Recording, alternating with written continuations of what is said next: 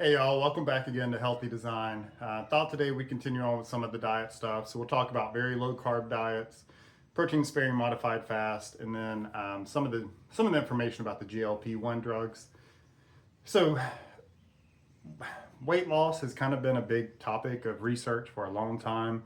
Um, and so they've looked into these very low calorie diets where it's like 500 calories and that's it per day. And people will lose a lot of weight on those. And makes sense. That's a huge calorie deficit, and it's very little coming in, period. But one of the problems they noticed is that there was a lot of protein that was lost, muscle mass loss, different things like that. It took them a little while to figure out kind of how to address that. It seems kind of self-explanatory that if you're kind of losing protein, losing muscle mass, the thing that might help you at least lose less protein, less muscle mass would be to eat more protein. So they did that and it worked. There was less muscle mass loss and different things like that. The calories were still kept basically the same, I believe. And so, the weight loss was the same, but yet the muscle mass stayed the same, or they didn't lose as much of it. So it's definitely a better way of doing it. And so that kind of leads into the protein sparing modified fast. I don't really know why they're called fast. To me, if you're eating, it's not a fast. But anyway, that's what they call it. And so for those, they've been researched quite a lot, and you can get these drastic weight losses with it, and they continue for a very long period of time as well. So I mean, it is a very effective way to go. Nothing's perfect. There's still going to be some that it's not going to work very well for. For very lean people, you can still lose body fat and lose weight on it. You're going to be more at risk for losing some muscle mass too, but that's just because you don't have as much, body fat and things there. Which I think that is probably something I should bring up, maybe take a few steps back. I don't think a lot of people understand that the how your body's kind of losing body fat, et cetera, when you're going on a diet is that you're eating less calories. And, I think people understand that side of it. But by you eating less calories, the other calories you need for the day have to come from somewhere. In this case, it comes from something, well, it will always come from something stored in your body. In this case, we're hoping it's coming from stored fat in our body that's going to be used as energy to provide us that part we're missing. So, if you normally eat 3,000 calories, you're eating 2,000. We want our body fat stores, hopefully, to give us that other 1,000 calories. We start burning off those body fat stores, lose body fat, get leaner, etc. Now, I mean, you can lose muscle with that. It could take from the muscle to help provide that energy. Glycogen stores, so that's carbohydrate stores. So all those can be used to provide that energy. It's not just that. But that's why we want that deficit. We want our body to use its own stored energy to meet that need.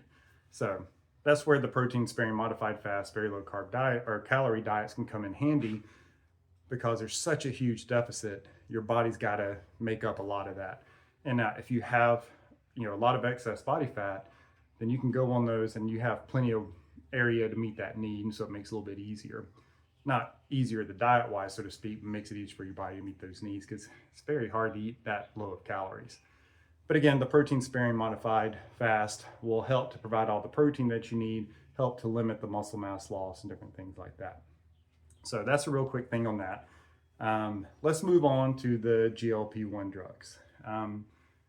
First, most of this is just going to be basic or kind of more general information. I'll give some kind of general overview of studies, but not specifically which one was done. I don't know that we necessarily need all of that. I think if you get the basic idea, it'll help give you information to decide what's best.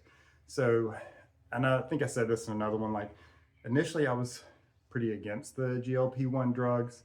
But I think a lot of that's just because if you don't get some of the background information, you just hear the different groups, it's either that they're the best things in the world or they're the worst things in the world. And it's just kind of, I don't think that's probably the case. There's probably some gray and they're probably somewhere in the middle. And that's where I think they are. I think they might be beneficial for some people, not beneficial for others. That's kind of how all medications work. So that's not really a big knock against them, or I don't mean it to be. But there's a few generations of these drugs. So I think they're on like the third or fourth now. Definitely the third, maybe even fourth. And some of those third and fourth generation drugs might not even be available now for us to use. But the first one, they really didn't show a whole lot of benefit. I mean, they showed some, don't get me wrong. Like on average, I think it was a 7 to 8% weight loss. And I mean, you can get that with most diets fairly easily. So I wouldn't say it makes a whole lot of sense to use them in that case. As the generations have gone on, the improvements have gone up as well. So I think like some of the newer ones, you're getting like 25% weight loss. So it's kind of getting close to what like bariatric surgery can cover. Should be noted that some of those like protein sparing modified fast can get up to that same level too. And just going with that real quick, what we see a lot of times with the GLP-1 drugs is that you'll get, an initial weight loss, and then it starts to slow down. And so there's sometimes where that protein sparing modified fast actually gets you results even longer than just the drugs. We'll move into more of that in a little bit. So the other thing I think we need to address is that there's a misunderstanding, I believe, at least, about the drugs. People kind of think they're magic, or they're doing something to actually burn body fat, and they don't. Some of the newer ones do have another compound added that might help to increase energy expenditure a little bit, but it doesn't seem to be very much. And they seem to get kind of the same results as the GLP-1 drugs by themselves, maybe just a little bit better. So that's not their mechanism of action. What it is it suppresses appetite. So if it's suppressing appetite and you're not eating as much, what do we have? A calorie deficit. So it still boils down to the same thing. So just taking that part into account, if you can get that calorie deficit through diet and do it on your own without the drugs, then probably the drugs aren't for you. If you have a really hard time not eating and keeping the calories down, then the drugs may be helpful because they should naturally suppress your appetite. Let's be clear though, it's a medication. That means it does not work for everybody. That does mean there could be side effects as well.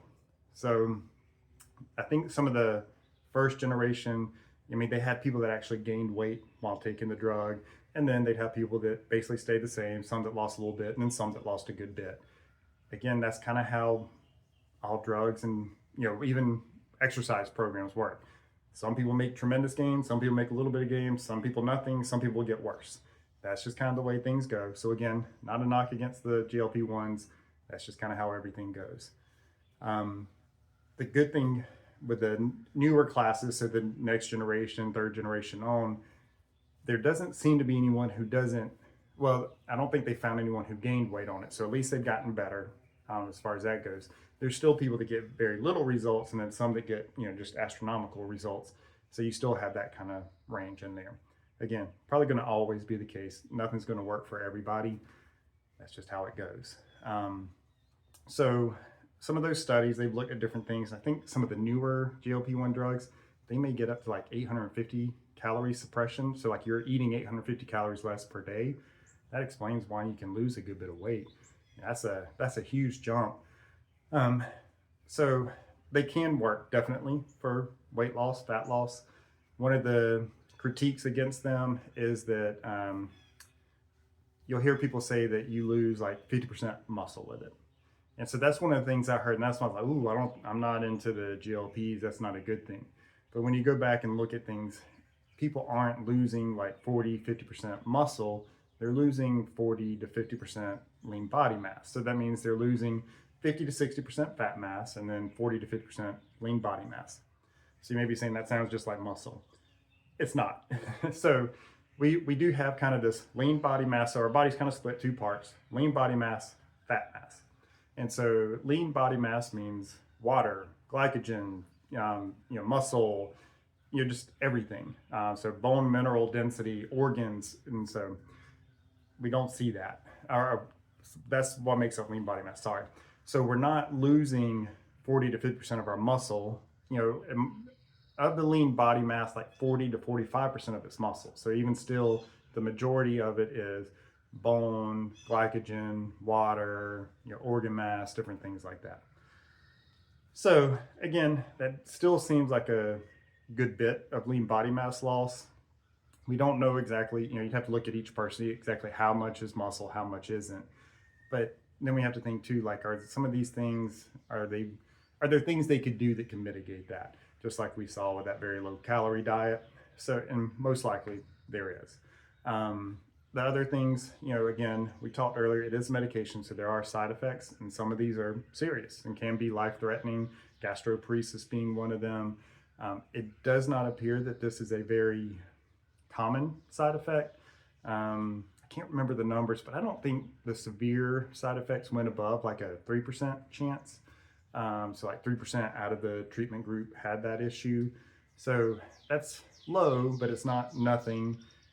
We don't know exactly how those numbers are going to change as more people start using them as well. Because sometimes with research, I'm not saying for these studies, I didn't go into it that much, but sometimes with medication things, there's kind of ways they can set things up to kind of get rid of the people that might create some issues as far as side effects go or not respond. Maybe something like that happened here, so the numbers will be a little bit higher. Maybe they didn't. I still don't think the numbers be astronomically higher either way, but it's something to keep in mind.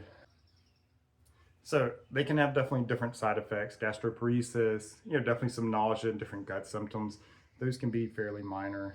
One of the interesting things with the GLP-1s is they do actually seem to get more weight loss in women than in men, which is kind of a first. So that's a good thing for the ladies. Unfortunately, though, they do tend to have more of the side effects too. So there's, I guess, not a way to win-win, but maybe that balances out. Some of the other things with this too, maybe ways to mitigate the side effects, maybe start with a very low dose and kind of slowly build up over time. Most of the studies did kind of start low and build up over like 4 weeks or so, building up a little bit slower. Maybe that helps mitigate some of the side effects. And then maybe too, you realize that a lower dose, you're getting the results that you need and you don't need that higher dose, which again could help mitigate side effects and just unnecessary things. So I think those are some ways to maybe mitigate some of that.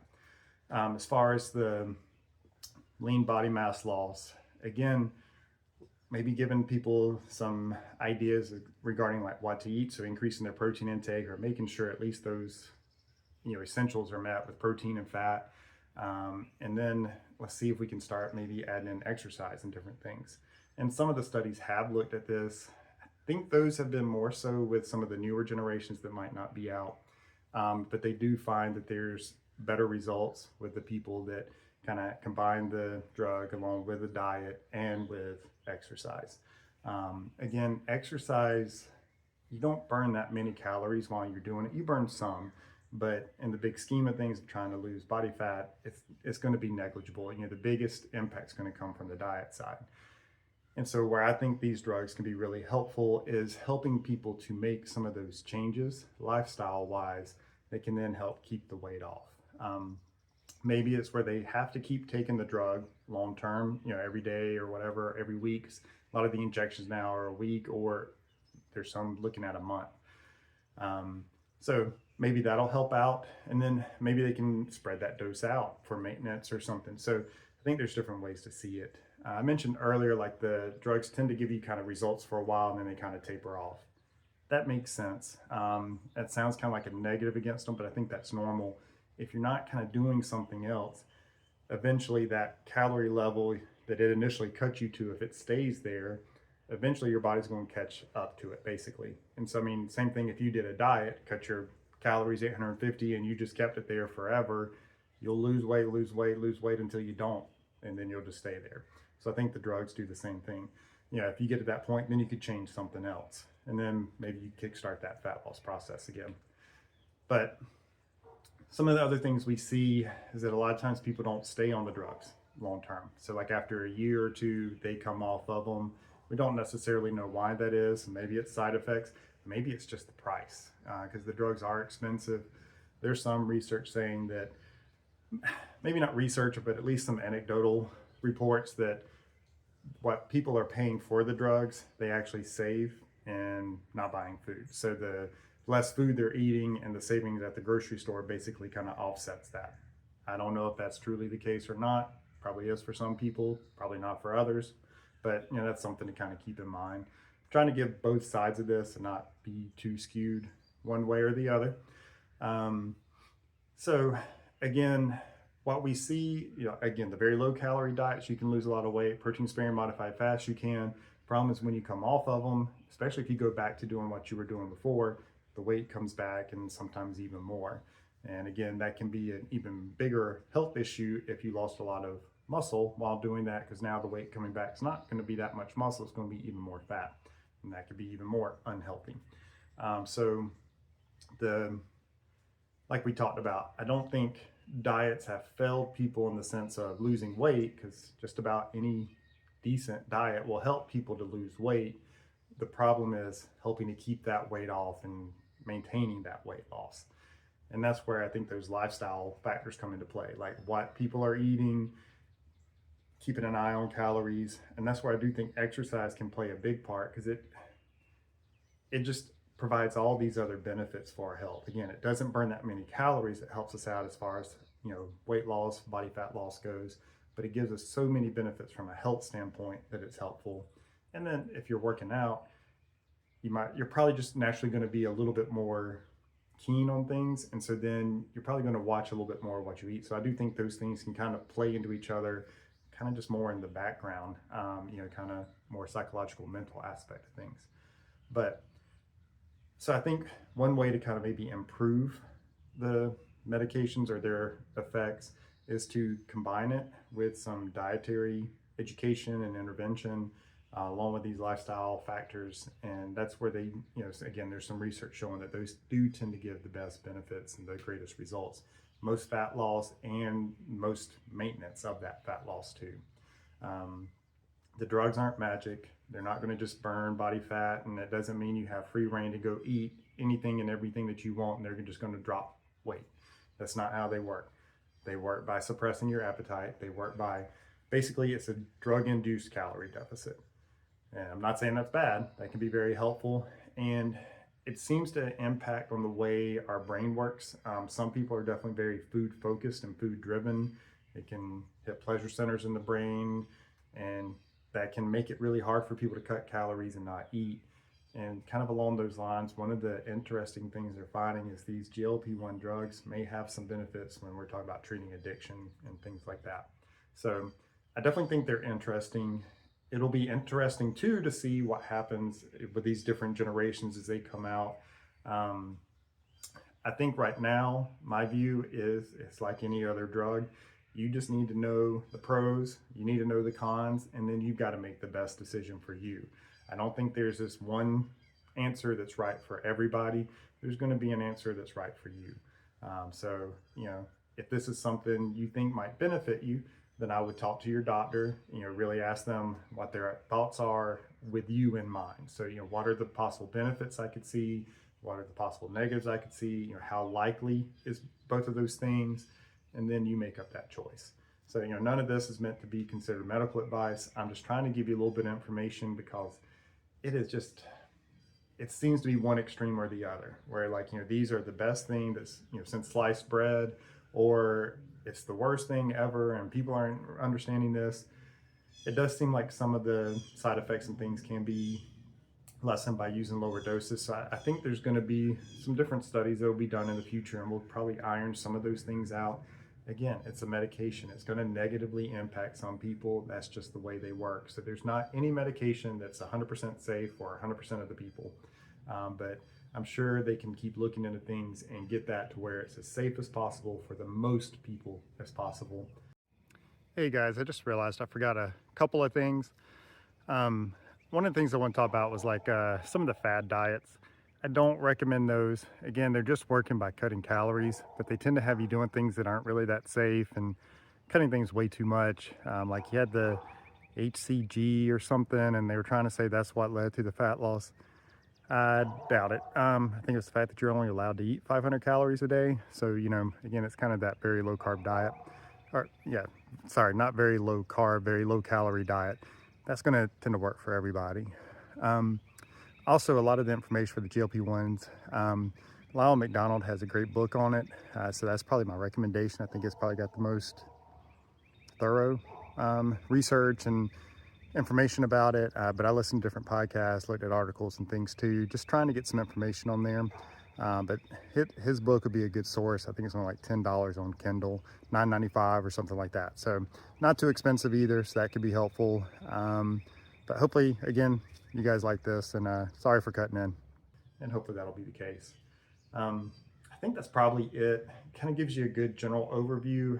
I guess if you want more specifics on like the different studies and the different GLPs, the first generation, second generation, third, so on, let me know. Just put it like in the comments, and then if that's the case, I can come up and make another video where we get specifically into some of the different studies and what they looked at, because they're pretty interesting, where they'll look at exercise only, placebo that didn't do anything, GLP only, GLP with exercise. So they have some different groups and kind of see. And so it's interesting, at least to me. Maybe it will be to you guys too.